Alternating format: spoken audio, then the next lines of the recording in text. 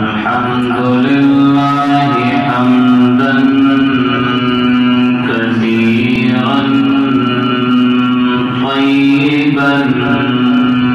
مباركا فيه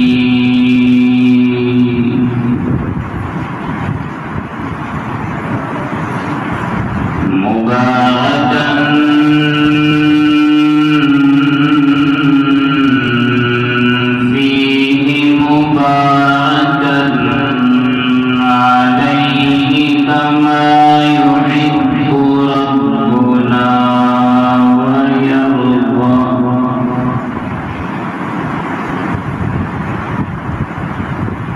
ونشهد أن لا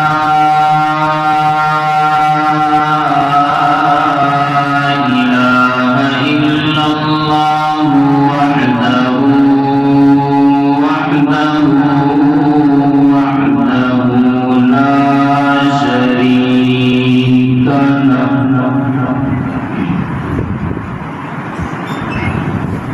لا شريك له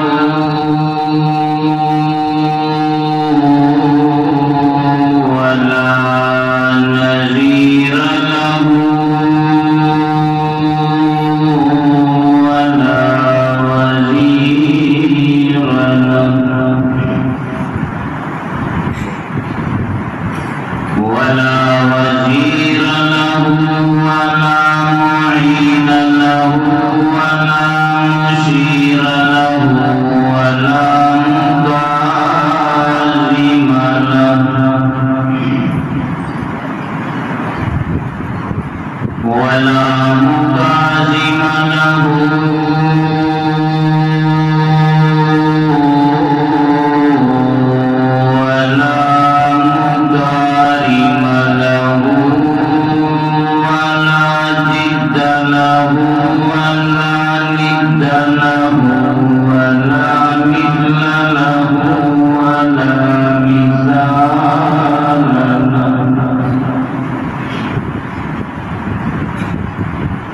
أما بعد فأعوذ بالله من الشيطان الرجيم بسم الله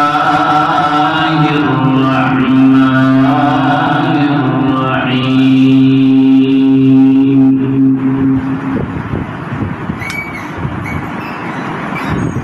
قل لمن الأرض ومن فيها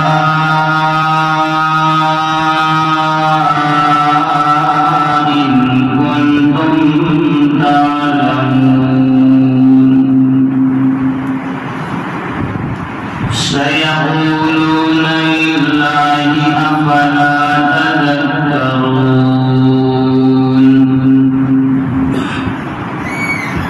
قل من رب السماوات السبع ورب العرش العظيم سيقولون لله قل أفلا تتقون قل من بيده ملكوت كل شيء وهو يجير ولا يجار عليه إن كنتم تعلمون سيقولون لله قل فأنا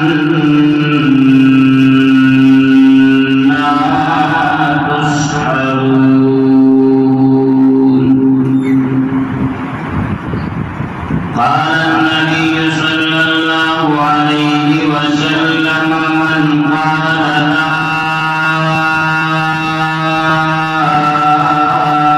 إله إلا الله دخل الجنة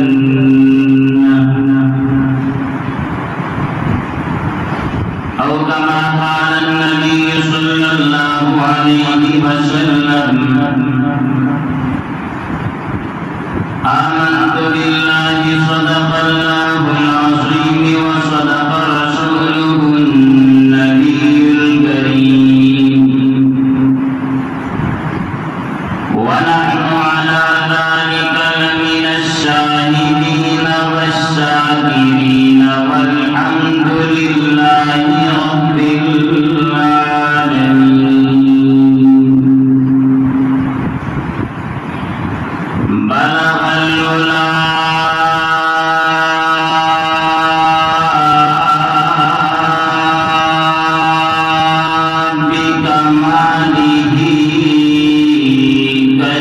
والدجى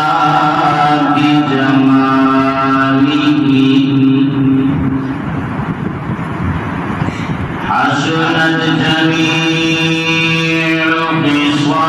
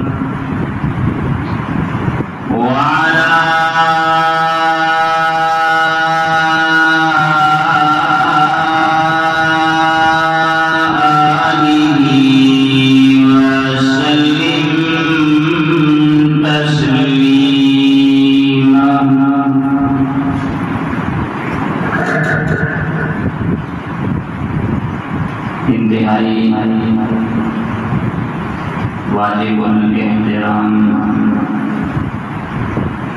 قابل صد تکریم بزرگوں، دوستوں اور ساتھیوں، قرآن مجید فرقان حمید کی چند آیات مبارکہ اور حدیث مبارکہ آپ حضرات کے سامنے تلاوت کی۔ اللہ رب العزت سے دعا ہے کہ اللہ حق اور سچ کہنے کی توفیق عطا فرمائے۔ بعد اس کے جو کچھ عرض کیا جائے، اللہ رب العزت ہم سب کو اس پر عمل کرنے کی توفیق عطا فرمائے۔ عقیدہ توحید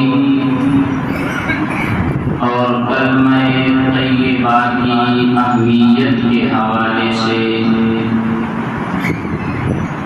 قرآن و حدیث کی روشنی میں کچھ معلومات عرض کرنا چاہوں گا۔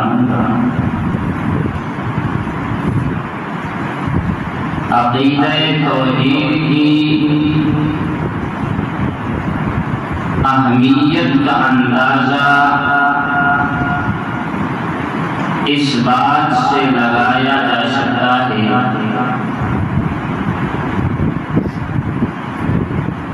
کہ اس عقیدے کو سمجھانے کے لیے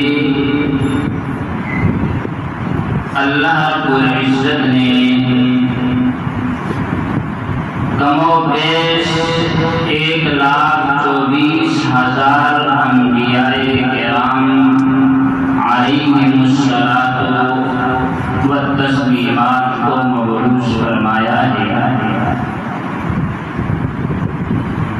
آدم علیہ السلام سے لے کر پیارے پیغمبر جناب محمد رسول اللہ صلی اللہ علیہ وسلم تک جتنے بھی پیغمبر اور رسول آئے ہیں، تمام نے آ کر اپنی امت کو سب سے پہلے اس بات کی دعوت دی ہے وہ لا الہ الا اللہ، اور یہی لا الہ الا اللہ کا جو کلمہ ہے، اسی کلمے کے اندر اللہ رب العزت نے اپنی وحدانیت یعنی عقیدہ توحید کا اعلان کیا ہے۔ دوسری بات کہ عقیدہ توحید کی اہمیت اور ضرورت اتنی زیادہ ہے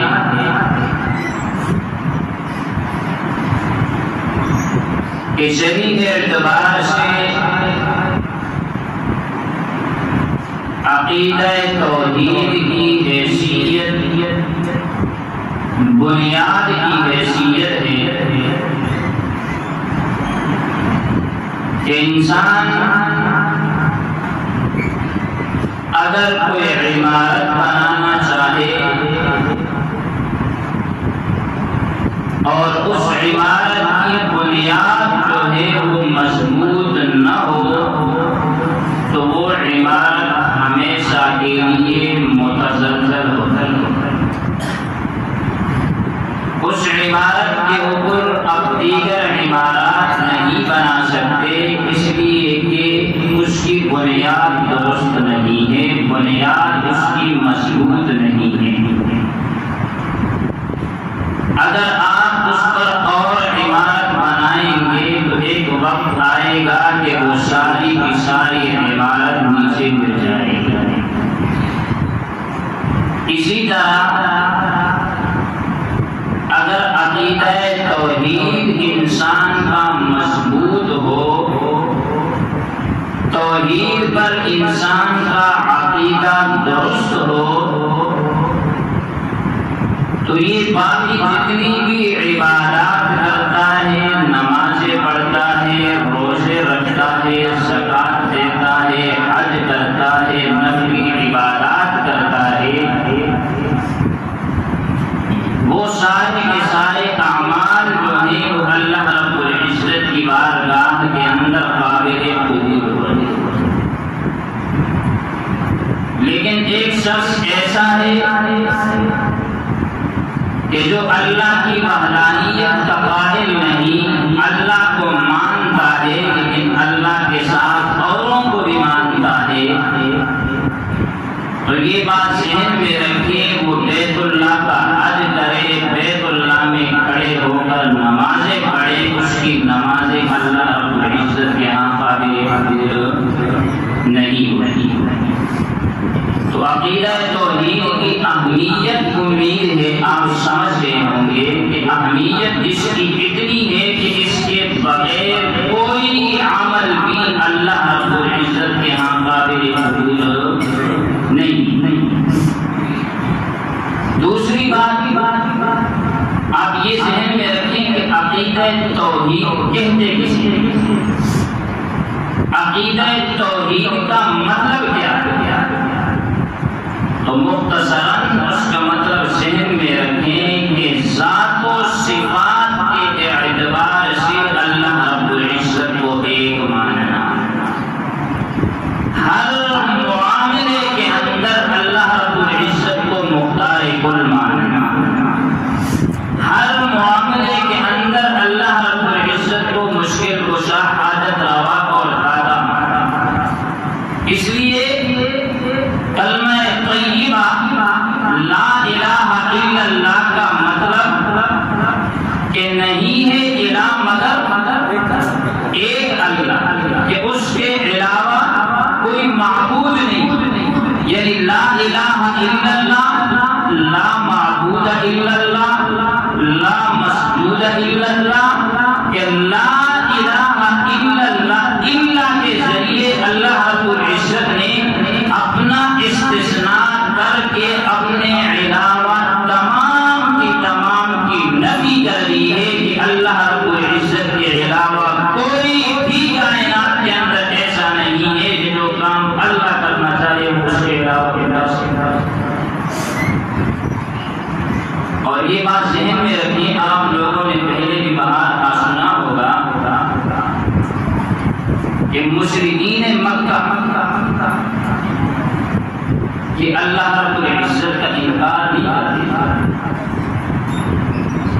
آپ کے ذہن میں یہ بات ہو کہ وہ اس لیے مشرک تھے کہ وہ اللہ کو نہیں مانتے تھے، یہ بات غلط ہے۔ وہ اللہ رب العزت کی ذات کو مانتے، وہ بیت اللہ کا طواف بھی کرتے، وہ مسجد حرام کی تعمیر بھی کرتے، وہ حج کے لیے آنے والے مہمانوں کی مہمان نوازی بھی کیا کرتے، اور اس سے بڑھ کر آپ کے ذہن میں رکھیں کہ پیارے پیغمبر جناب محمد رسول اللہ صلی اللہ علیہ وسلم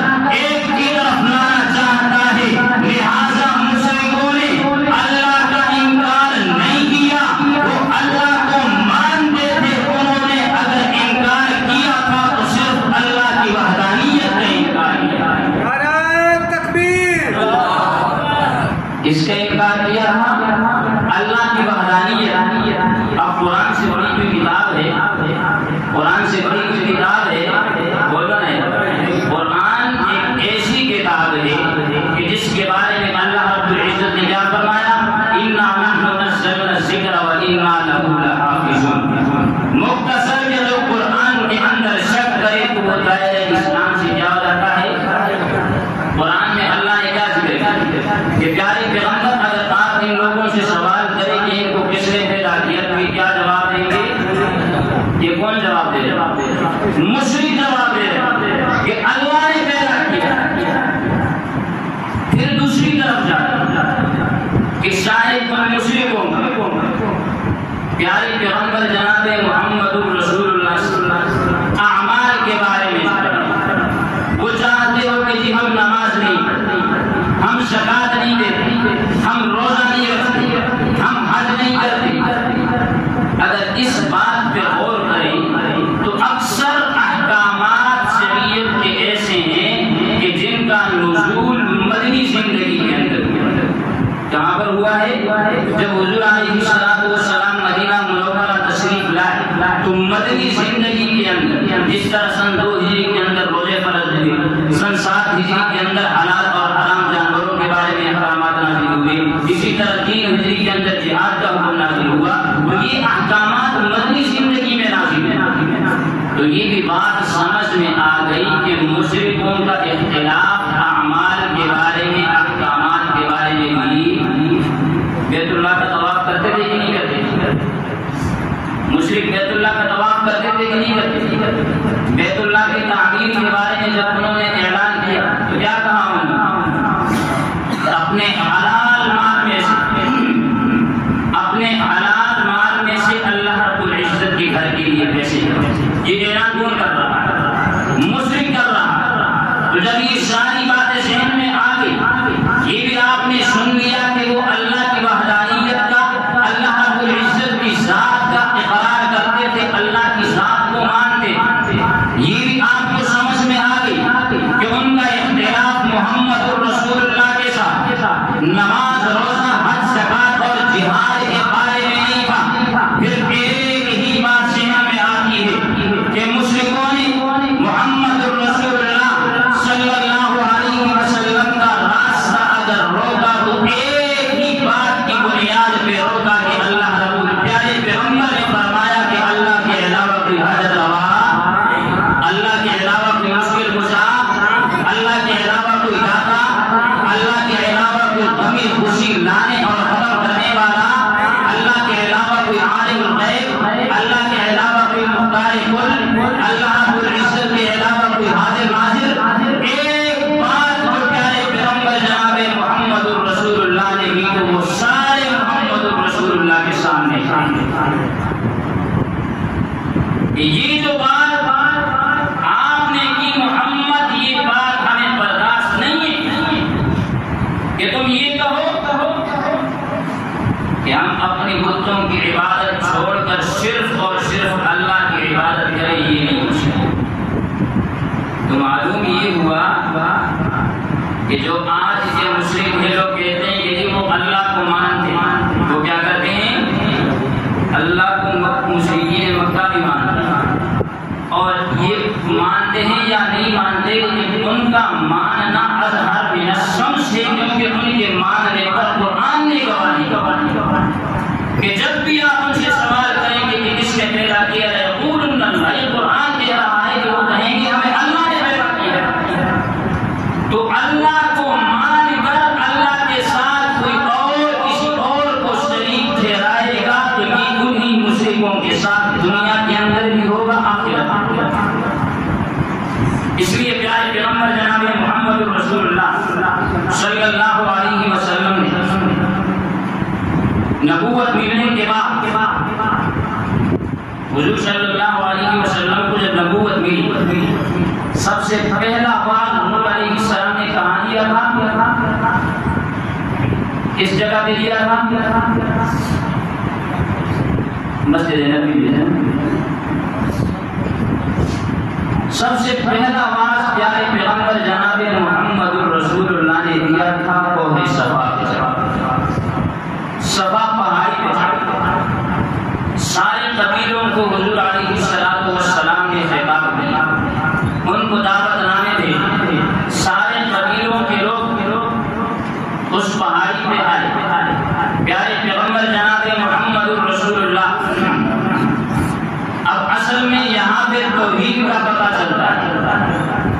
توحید کا اثر اتنا ہے کہ جب انسان عقیدہ توحید بیان کرتا ہے بیگانے تو بیگانے رہ کے اپنے بھی انسان کو چھوڑ دیتا ہے، اپنا بھی ساتھ چھوڑ جاتے ہیں، اپنے بھی پھر ساتھ نہیں لیتے۔ لیکن یاد رکھنا جو بھی عقیدہ توحید پہ مضبوطی کے ساتھ قائم رہا، جس نے بھی عقیدہ توحید پہ پہرا دیا، جس نے بھی عقیدہ توحید کو پھیلایا، جس نے بھی عقیدہ توحید کی طرف لوگوں کو راغب کیا، جس نے بھی عقیدہ توحید کے لیے اپنوں کے اختلافات کو بھلا دیا، بیگانوں کے اختلافات کو بھلا دیا، یہی شخص ہوگا کہ کل حشر کا میدان ہوگا اور اللہ رب العزت فرمائیں گے کہ توحید تو یہ ہے، توحید تو یہ ہے کہ یہ شخص دو عالم سے خفا میرے لیے، اس کا ذاتی کوئی مسئلہ نہیں تھا، ذاتی اس کی کوئی رنجش نہیں تھی، اگر اس نے برادری کے اندر کسی کا بائیکاٹ کیا تھا تو صرف اس لیے کیا تھا کہ وہ اللہ کی وحدانیت کا قائل ہے، وہ اللہ کے ساتھ غیروں کو شریک ٹھہراتا ہے۔ تو بات میں کر رہا تھا کوہ صفا کی کہ پیارے پیغمبر جناب محمد الرسول اللہ صلی اللہ علیہ وسلم نے سارے لوگوں کو جمع کیا، ہر ایک قبیلے کے طرف پیغام بھیجا۔ جب سارے لوگ آئے پیارے پیغمبر جناب محمد الرسول اللہ یہ بات ذہن میں رکھیں کہ جب انسان کوئی کام کرتا ہے تو سب سے پہلے لوگوں کے سامنے اپنا کردار پیش کرتا ہے، اسی کے مطابق پیارے پیغمبر جناب محمد الرسول اللہ نے جب سارے لوگوں کو جمع کیا تو پیارے پیغمبر نے پہلے ان کو یہ نہیں کہا کہ میں اللہ کی طرف سے پیغمبر بنا کے بھیجا گیا ہوں، پیارے پیغمبر نے یہ نہیں کہا کہ مجھے اللہ نے نبوت دی ہے، پیارے پیغمبر نے یہ نہیں کہا کہ تم اللہ کی وحدانیت کے قائل ہو جاؤ۔ پہلا جملہ جو صفا پہاڑی کے پاس پر پیارے پیغمبر جناب محمد الرسول اللہ نے بیان کیا وہ یہی تھا کہ هل وجدتمونی صادقا او کاذبا، کہ میں نے تمہارے اندر 40 سال کا عرصہ گزارا ہے، 40 سال کا عرصہ تھوڑا عرصہ نہیں ہے۔ پیارے پیغمبر نے ان سے مخاطب ہو کے کہا کہ هل وجدتمونی صادقا او کاذبا، کہ میں نے تمہارے درمیان 40 سال کا عرصہ گزارا ہے، اس 40 سال کے عرصے کے اندر تم نے مجھے سچا پایا یا جھوٹا پایا؟ یہ جواب کوئی ابو بکر نہیں دے رہا، یہ جواب عمر نہیں دے رہا، یہ جواب عثمان و علی نہیں دے رہے، یہ جواب مشرق دے رہا ہے کہ فما جربناک فما رأینا الا صدقا، کہ پیارے پیغمبر ہم نے بہرحال آپ کا امتحان لیا، ہم نے آپ کو آزمائش کے اندر ڈالا، ہم نے آپ کے پاس مال رکھوایا، آپ نے امانتیں پوری لٹائی، ہم نے سچ کے بارے میں پوچھا، آپ نے سچی بات کہی۔ مشرکین کہتے ہیں کہ محمد ہم نے بہرحال آپ کا امتحان لیا لیکن الا صدقا، ہم نے ہمیشہ آپ کو سچا پایا ہے۔ تو پیارے پیغمبر جناب محمد الرسول اللہ نے فرمایا اگر بات یہی ہے تو پھر یاد رکھنا قولوا لا الہ الا اللہ تفلحون وطیرکم العرب والعجم، پھر لا الہ الا اللہ پڑھو،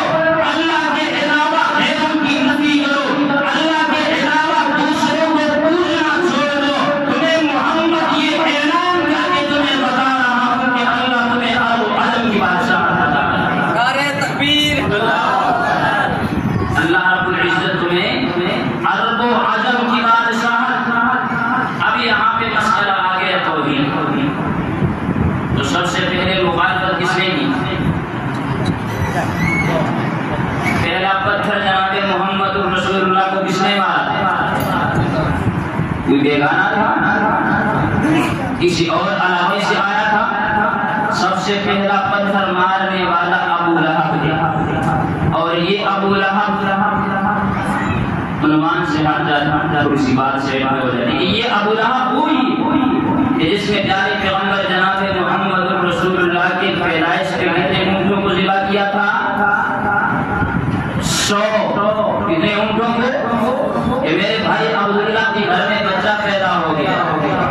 حضور کی ولادت پہ خوشی منائی، باندی کو آزاد کیا، حضور کی سیرت کو دیکھ کر سب کچھ قربان کیا، لیکن جب حضور کی سیرت کی بات آئی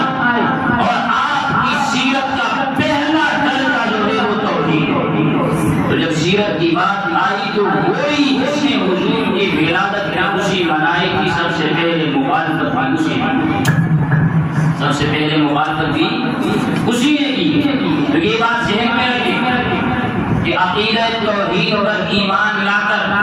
اگر آپ یہ کہیں کہ ہم واحد بھی ہوں، ہم اپنے آپ کو توحیدی بھی کہلائیں اور لوگ ہمارے ساتھ اختلاف بھی نہ رکھیں، ہم اپنے آپ کو پیارے پیغمبر جناب محمد الرسول اللہ صلی اللہ علیہ وسلم کے اصل آپ کے راستے پہ چلنے والے، آپ کے سنتوں پہ عمل کرنے والے بھی کہیں اور لوگ ہمارے ساتھ اختلاف بھی نہ رکھے، یہ سوال ہی پیدا نہیں ہو سکتا۔ حضرت آدم سے لے کر پیارے پیغمبر جناب محمد الرسول اللہ تک جتنے بھی پیغمبر آئے ہیں، حضرت آدم سے لے کر حضرت ادریس تک، حضرت ادریس سے لے کر حضرت ادریس سے لے کر حضرت نوح تک، حضرت نوح سے لے کر حضرت ابراہیم تک، حضرت ابراہیم سے لے کر حضرت موسیٰ تک، حضرت موسیٰ سے لے کر پیارے پیغمبر جناب محمد الرسول اللہ تک، جس نبی نے بھی کلمہ توحید کو بلند کیا ہے اس نبی کو مشکلات کا سامنا کرنا پڑا ہے، جس نبی نے بھی اللہ کی وحدانیت کا اعلان کیا ہے اس نبی کو مشکلات کا سامنا کرنا پڑا ہے۔ آپ اگر قرآن کا مطالعہ کریں تو کہیں پر آپ کو ابراہیم آتش نمرود کے اندر نظر آئیں گے۔ حضرت ابراہیم کی ذات کی کوئی لڑائی نہیں تھی، کوئی جاگیر کی لڑائی نہیں تھی، کوئی دوسری قسم کا مسئلہ نہیں تھا، صرف ایک ہی مسئلہ تھا۔ ابراہیم نے کہا کہ جو اللہ کی وحدانیت کا انکار کرے گا اس کا دین کے ساتھ، مذہب کے ساتھ کوئی تعلق نہیں ہے، اس اللہ کی